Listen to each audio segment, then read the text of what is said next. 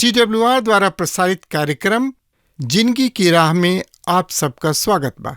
ई कार्यक्रम मसीही विश्वास खातिर प्रार्थना में जयवंत जीवन और फलवंत होके बदे और बाइबल का विधिवत अध्ययन खातिर उत्साह बढ़ावे वाला, जवना से हर परिवार बाइबल की दिशा में मजबूत होके और जयवंत जीवन जिए। कृपा करके देखी और सुनी ताकि परमेश्वर आपकी जिंदगी का मार्गदर्शक ठहर सके। श्रेष्ठ गीत के 5वां अध्याय के 8 पद का बतावता, एकरा बारे में जानकारी खातिर वह हमरा संगे आपन पवित्र शास्त्र बाइबल निकाल लेनी। हाँ, तो उनमें देखी श्रेष्ठ गीत की किताब 5 अध्याय के 8 पद में नौजवान लड़की दुल्हन यरूशलेम के अन्य लड़की सबसे मिलताड़ी। यहाँ एह लेख में एकरा के उत्तरवादी बातचीत गाना के रूप में देखल जा रहल बा। यरूशलेम के लड़की सब गावत जवाब देताड़ी लोग। ई दिल आधुनिक ओपेरा के याद दिलावता। ओ यरूशलेम के कन्या सब, हम तोहनी लोग के शपथ देतानी, यदि तोहनी लोग के हमार प्रीतम मिलस त तू उनका के ई जरूर बता दिह लोग कि हम प्रेम के बुखार यानी कि प्रेम रोग से पीड़ित बानी। अर्थात तोहनी लोग तो उनका के जाना ताड़ू लोग, उनका के बता दिह लोग। हमरा दिल के दासा के हमरा उनकर बहुते याद आ रहल बा। कह दिह लोग उनका से कि हम उनका के खोज रहल बानी। उनका से बहुते जरूरी कह दिह लोग कि हमरा दिल में एक तरीके रोग लागी गइल बा। ई कुछ ऐसन हो गइल बा माना बगीचा से सुगंध विदा ले बिया। लोहबान और गंधरस के कोनो अर्थ नइखे रही गइल। फूल मुरझा चुकल बा। तब यरूशलेम के नौजवान लड़किन सबके जवाब बा और रहे, ओ परम सुंदरी, तोहार प्रीतम अन्न प्रेमी सबसे कौना बात में श्रेष्ठ बाणे। तोहार प्रीतम कैसन प्रीतम हमें कि तू हमरा से ऐसन आग्रह कर रहल बाड़ू। उनका जवाब में पूरा ही विश्वासहीनता दिखाई दे रहल बा। अपना जवाब में ओहनी लोग कहत रही, तू जवन की कह रहल बाड़ू कि उ तोहरा खातिर अतना अनमोल बाणे, उनका में ऐसन कौन खास बात बा जौन की एगो प्रेमी के रूप में केवल उनके में बा। हमनी के अपना प्रेमी सब में नइखे का? तोहर प्रीतम में ऐसन कौन विशेषता बा जौन की हमनी के प्रेमी सब में नइखे? रउआ मसीह यीशु में ऐसन कौन विशेषता बा? कौना क्षेत्र में वो अन्य सबसे भिन्न बाणे? उनका ऐसन, उनका जैसन अन्य अनेक भी तो भइल बाणे।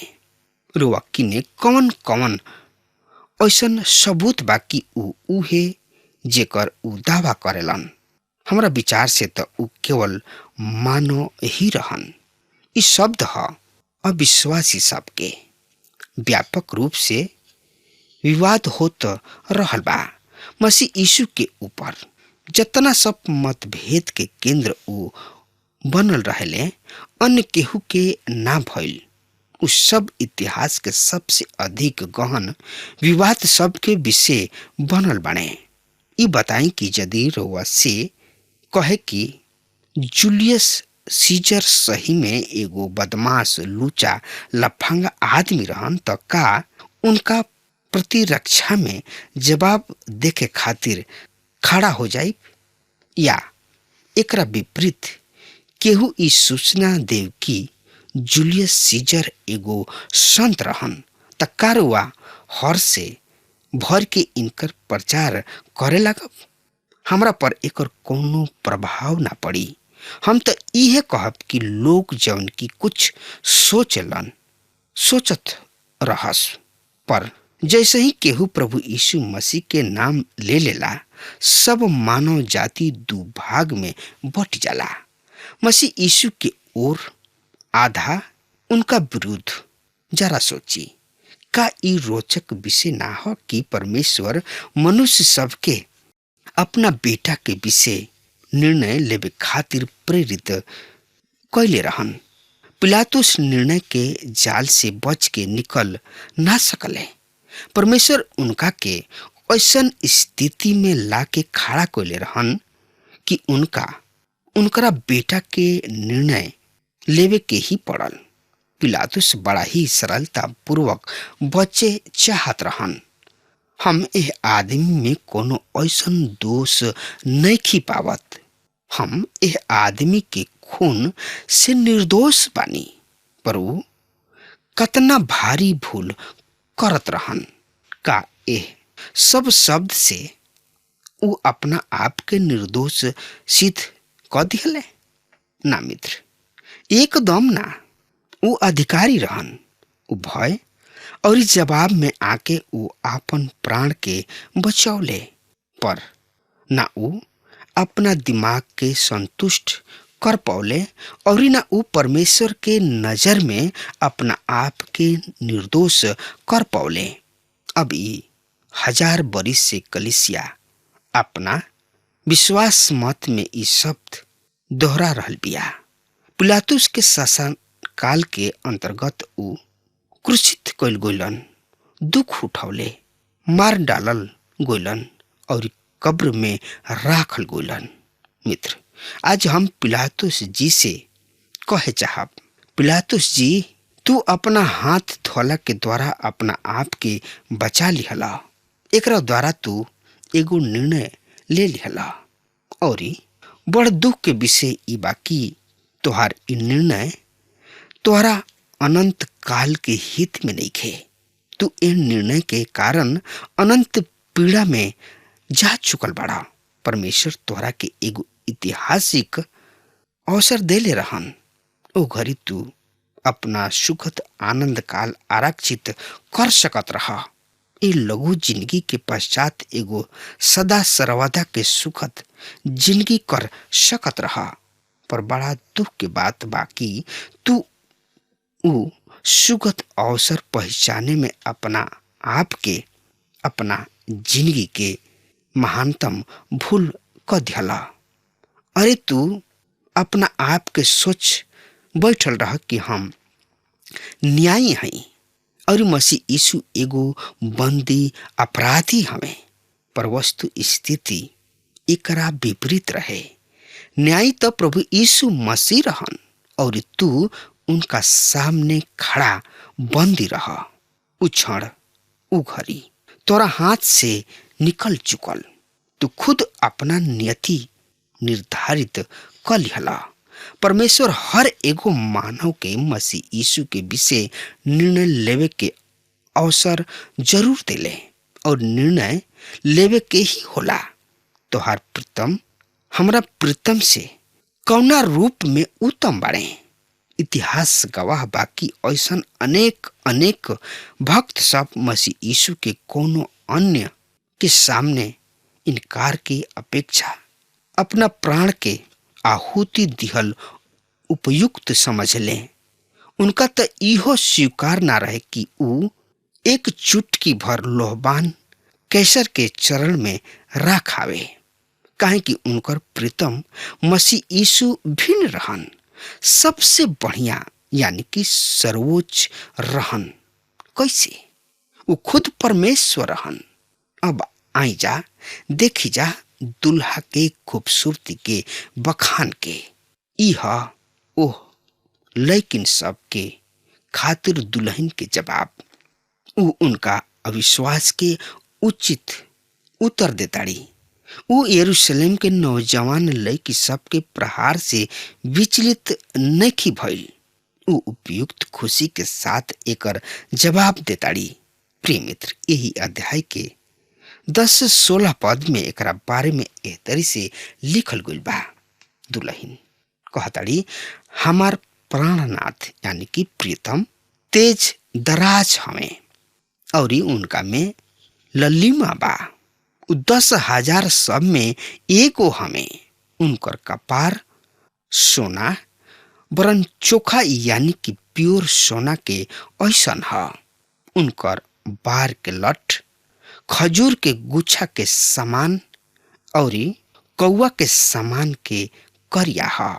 और उनकर आँख कबूतरी सब के समान ह, जौन की जल के धारा सब के समीप दूध से नहा पंक्तिबंध यानी कि लाइन आराम से बैठ बिया। उनकर गाल माना बलसान के क्यारी सब ह, मधुर सुगंधित जड़ी बूटी सब के भंडार ह। उनकर होंठ मानो शोषण फूल ह, जौना से गंधरस द्रव्य टपकेला।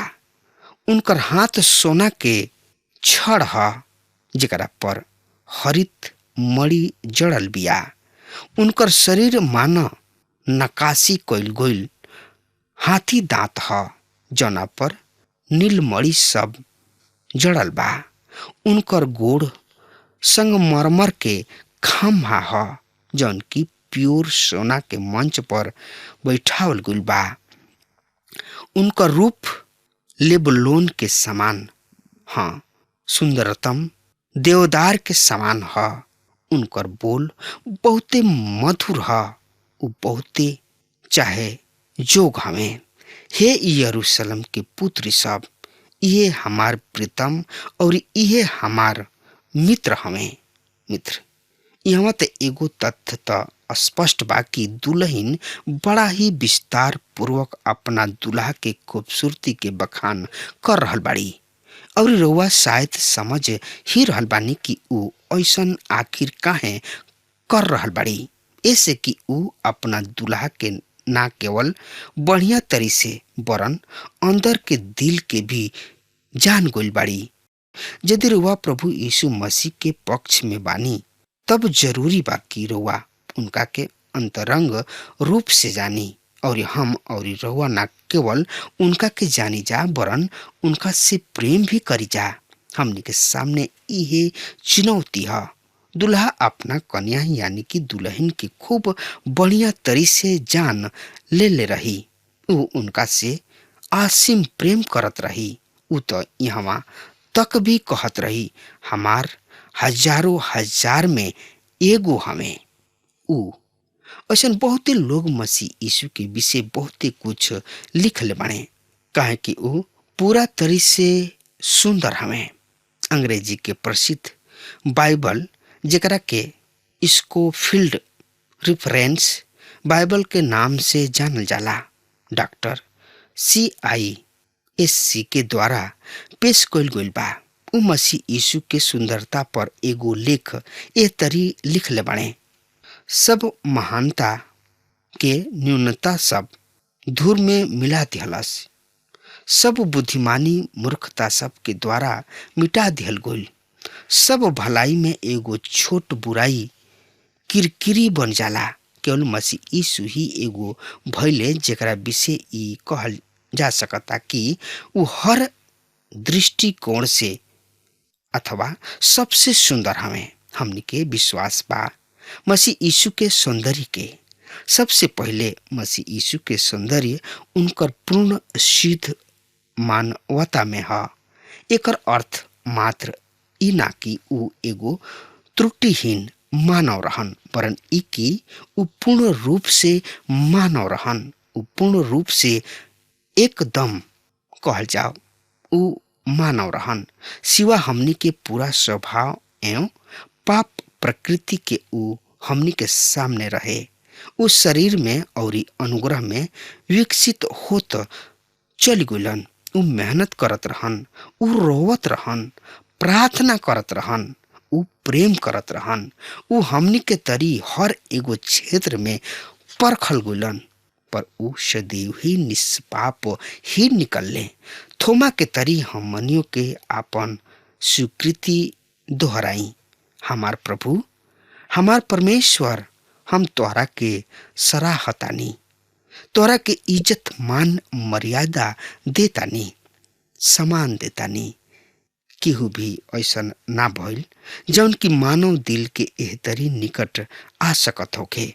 समस्त सृष्टि में ऐसा केहू नइखे जौना से कि हमरा अतना भय होखे।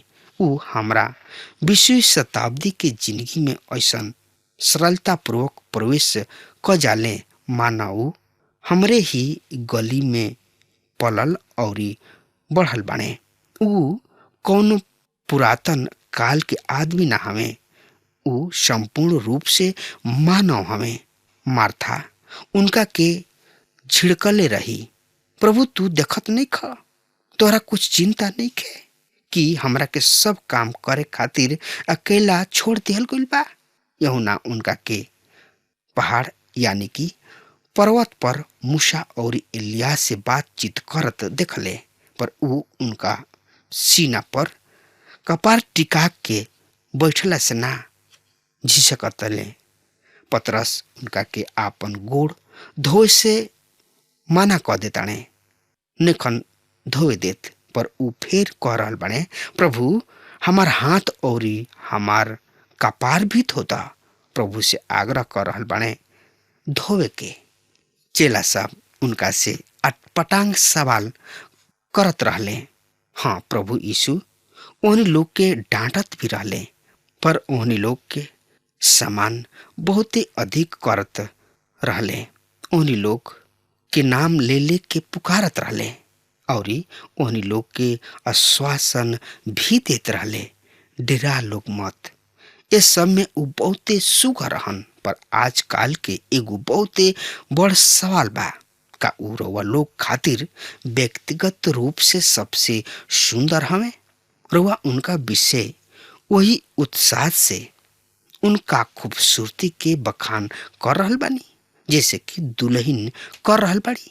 एकरा खातिर बहुते जरूरी बा कि रउआ उनका के बहुते गहरा और अंतरंग रूप से जान लिही, तब रउआ उनका गुण के बखान उत्साह एवं आत्मा विश्वास के साथ कर सकब।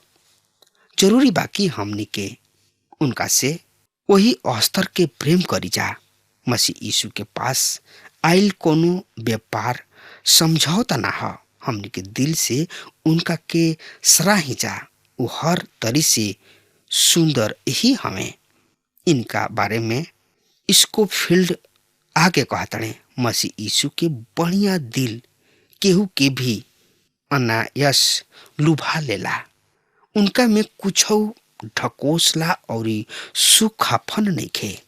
ऊ समाज के द्वारा ठुकरावल गोइल आदमी सबके अपनावेलन, उनका साथ संगति करलन। उनकर सहानुभूति वास्तविक ह। उ लोगन के देख रेख करलन। ऊ जैन ग्राम के मुसुरमात के बेटा के पुनर्जीवित क दिले, सिरा सेन के भूत से जकड़ला के छोड़ौले। पखंडी फरीसी सब पर आपन निर्बाध क्रोध क्लश उझिल देताणे और झूठ सिद्धांत के असहाय बोझ से दबावल लोगन के झूठ से आजाद हो के खातिर शिक्षा के प्रकाश देताणे। इनकर दीनता आदर्श रहे। तन की सब विचार करी, पृथ्वी पर उहे एकमात्र आदमी भइलन जेकरा में ई चुने की क्षमता रहे कि ऊ अब कहवा और कौना तरी पैदा हुई हैं, और फिर भी ऊ पैदा भइले एगो चरनी में अपना ही चुनाव के द्वारा। ऐसा रहे उनकर विनम्रता और उनकर दीनता की ऊ चेलन से कहलन, हम तोहनी लोग के बीच में एगो सेवक के रूप बानी। ऊ अपना चेलन के गोड़ धोले। ऊ अटपटांग बात के जवाब उटपटांग बात से ना दिहले। ऊ अपना उत्पीड़क सबके सामने कबहू आपन मुख ना खोले। का ऊ अपना अधिकार ना मांग सकत रहन? ऊ ओ औरत से ऊ वही समान के साथ बात करतने। श्रोता मित्र भाई बहन, प्रभु यीशु मसीह महान हवे, काहे कि ऊ सबसे प्रेम करलन, चाहे केहू बुरा होको या चाहे भला होके। अब हमार समय खत्म हो रहा बा, तब तक खातिर हुआ हमरा के आज्ञा दी। परमेश्वर हुआ के बहुत ही आशीष देस। आमीन। हमके विश्वास बा कि ई कार्यक्रम आप सब खातिर फायदेमंद सिद्ध भइल हुई। हम चाहतनी कि आप सब अपन अपन आशीष हमरों से बांटी। अगर आप सबके लगे बाइबल से चाहे आपकी निजी जिंदगी से क्यों सवाल होके, चाहे क्यों समस्या खातिर प्रार्थना करावे चाहतनी, तो हमारी फोन नंबर पर जरूर संपर्क करें। परमेश्वर आप सबके बहुत आशीष प्रदान करें और आज का दिन आप खातिर सुखद बनावे।